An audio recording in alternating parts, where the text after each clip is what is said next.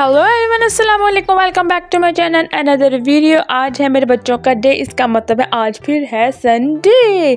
सब मैंने बनाई है यमी से ये बनाना ब्रेड, और देखो कितनी सॉफ्ट है, कितनी यमी है, कितनी स्पॉन्जी है और इतनी लाजवाब है कि आप सारी एक दिन में क्या उसी टाइम खा जाएंगी, मज़ेदार सी।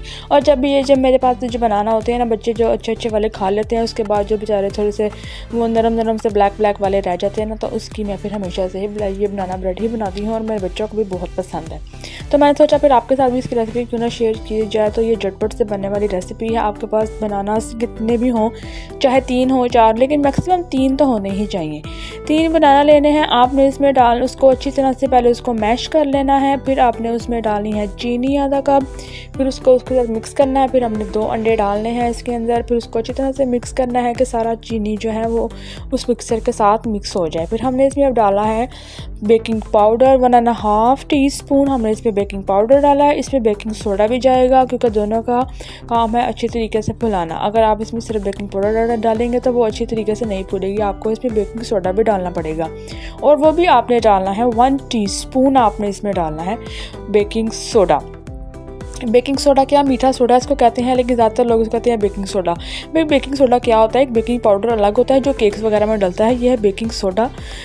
इसको बोलते हैं कई लोग, लेकिन होता ये मीठा सोडा ही है। तो आप इसको छोटी वाली ज़ुबान में ना, दूसरी ज़ुबान में इसको मीठा सोडा ही कहते हैं। तो बाज़ार से ये खुला मिलता है, तो आप इसको पैकेट वाला भी ले सकते हैं, पर आज से आपको मिलता है आप वो ले लें। मैंने इसके बाद में इसमें डाला है ये वनीला एसेंस। आप चाहें तो इसमें चॉकलेट एसेंस भी डाल सकते हैं, जो आपको पसंद है वो आप इसमें डालें।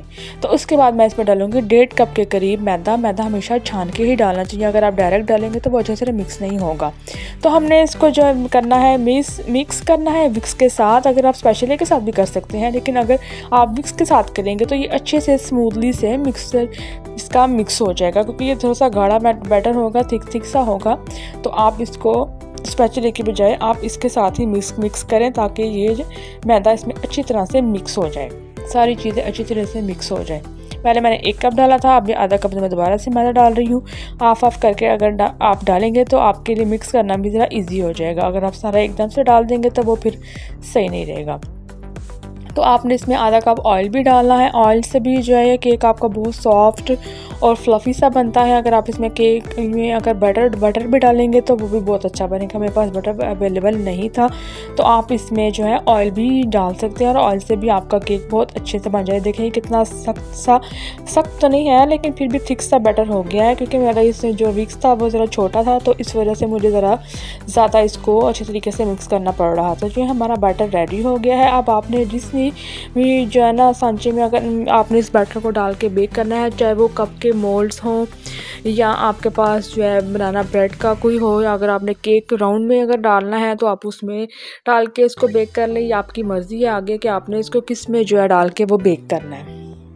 तो मेरे पास ये ब्रेड वाला मोल्ड था, मैं इसमें ही हमेशा बनाना ब्रेड बनाती हूँ, तभी तो इसका नाम बनाना ब्रेड है, क्योंकि ये ब्रेड की शेप का होता है। अगर आप इसको कप केक्स वाले मोल्ड में बनाएंगे तो वो मफ़िन्स हो जाएंगे, बनाना मफ़िन्स हो जाएंगे। अगर आप इसको केक वाले राउंड वाले मोल्ड में डालेंगे तो वो बनाना केक हो जाएगा। तो आपकी मर्ज़ी, आपने इसका कौन सा नाम देना है। बनाना लॉफ भी इसको कहते हैं, तो आपकी मर्ज़ी है आपने इसको किस जो सी आपको शेप पसंद है तो आप उसी शेप में डाल के इस बैटर को तो आप इसको बेक कर लें।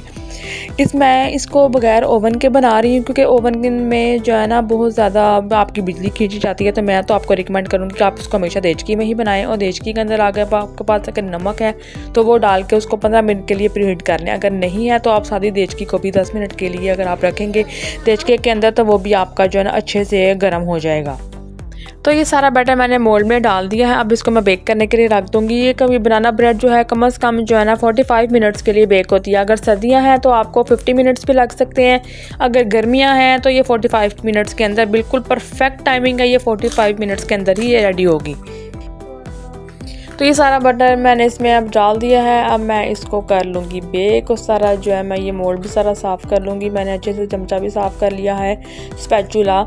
तो अब मैं सारा यहाँ से शेल्फ भी सारी क्लीन कर लूँगी, इसको भी सारा क्लीन कर लूँगी अच्छे तरीके से, ताकि जो है ना फिर जो भी इस पर स्पॉट लगे हैं वो भी बेक हो के ज़रा फिर अच्छा नहीं लगता। तो फिर मैंने जो है ना इसमें इसको अच्छे से डाल दिया। ये मेरे पास जो है डार्क चॉकलेट पड़ी हुई थी, मिल्की भी आप डाल सकते हैं, डार्क चॉकलेट भी डाल सकते हैं, बस प्यारी लगने के लिए और बच्चों को जो है अट्रैक्ट करने के लिए। तो सारी मैंने इसको ये कश कर लिया था। तो मैंने अब इसके अंदर डाल दूँगी, थोड़ा सा ऊपर डाल के इसको मैं मिक्स कर लूँगी अंदर, ताकि ये सारी चॉकलेट जो है इसके अंदर भी चली जाए। अगर आपके पास कोई नट्स हैं तो आप वो भी डाल सकते हैं, आप इसमें पीनट डाल सकते हैं, आप इसमें वॉलनट डाल सकते हैं, आप इसमें आलमंड्स डाल सकते हैं। बच्चों को जो अगर पसंद है वो डाल सकते हैं, अगर नहीं पसंद तो फिर आप मत डालें, क्योंकि मेरे बच्चों को तो नहीं पसंद। मैंने इसलिए इसमें सिर्फ चॉकलेट ही डाली है और मैं इसको 45 मिनट्स के लिए बेक कर लूँगी। ये बिल्कुल परफेक्ट टाइमिंग है और आप इसको अलार्म लगा के ही जो है ना उसने 45 मिनट्स के बाद आप इसको निकाल लें। तो देखें कितना बेहतरीन ऊपर से इसका कलर भी आएगा और उसका टेक्सचर सारा आपको कि मज़ा आ जाएगा कि वाकई ये 45 मिनट्स के अंदर ही बेक हो जाएगी। अगर आप इसको ओवन वगैरह में करेंगे तो उसका टेम्परेचर ज़रा फिर अप डाउन होता रहता है, तो इस वजह से फिर आपको बहुत ज़्यादा एहतियात करनी पड़ती है।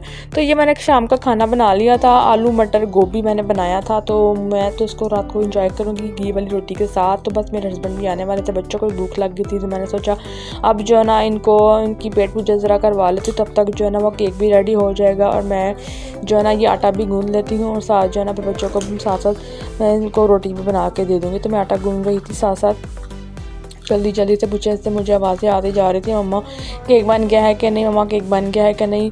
तो फिर जो है उनको मैंने कहा नहीं बेटा जी अभी नहीं बना, अभी 45 मिनट आपको वेट करना पड़ेगा। आपको एक तो बच्चों को भूख लगती है ना, तो फिर एकदम से ही लग जाती है कि इनको फिर जो है ना बार बार बोलना पड़ता है कि बन गया कि नहीं। अगर वैसे अगर कहते रहो कि ये खा लो तो उन्होंने नहीं खाना होता, पता नहीं क्या है बच्चों को, तो जो है ना समझ से बाहर होते हैं ये कभी।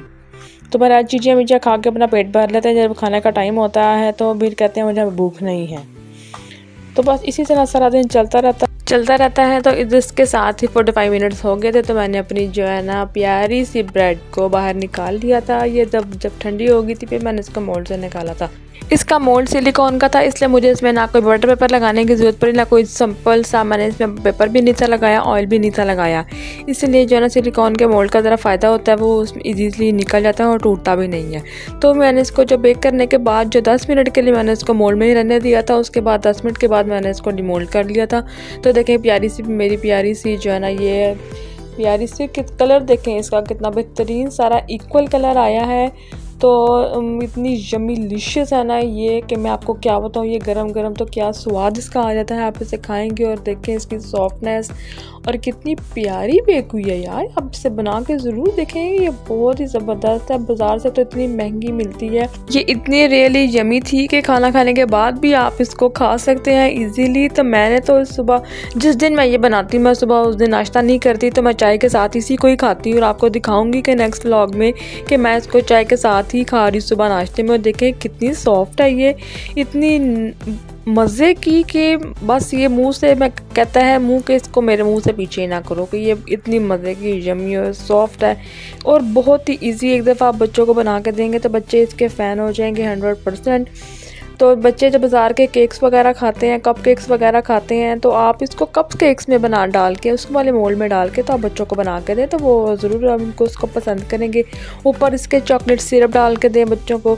तो चॉकलेट के तो बच्चे पहले ही बहुत ज़्यादा दीवाने होते हैं, तो आप इसको बच्चों को इसके साथ दें तो बच्चे बहुत ज़्यादा इंजॉय करेंगे, आप खुद भी बहुत इंजॉय करेंगे। आपके घर गेस्ट आएंगे तो आप उनके साथ भी ये सर्व कर सकते हैं। बहुत ही एक ज़बरदस्त ये रेसिपी है, तो आप इसको ज़रूर ट्राई करें और मुझे फीडबैक इसका ज़रूर दें कि आपको ये कैसी लगी है ये मेरी बनाना ब्रेड।